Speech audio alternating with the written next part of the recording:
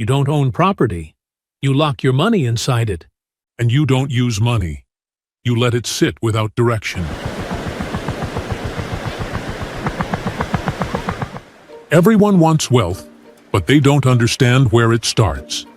Before systems, before markets, before money, power came from land. Kings didn't chase income. They controlled territory. Food, trade, people. Everything moved through me. Until value stopped depending on place, and wealth could move. And yet, people still come back to me. Not for growth, for certainty. Because I don't disappear. But you don't always perform either. And you don't always survive. Neither of us works without understanding. Both are illusions. You don't own property. You lock your money inside it. And you don't use money. You let it sit without direction.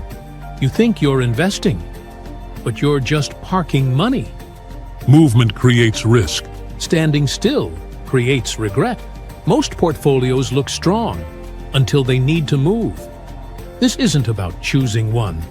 It's about understanding both. One gives flexibility. One gives stability. Both matter. Ownership feels powerful until it slows you down. Speed feels powerful until it breaks you. Most people don't lose money. They lose time. Locked in decisions they can't exit. Subscribe, or keep building something that feels secure until the moment you need speed and realize you can't move. Because in the end, it's about what you can still control. Subscribe to Money Cartel. Not because I asked, because it finally made sense.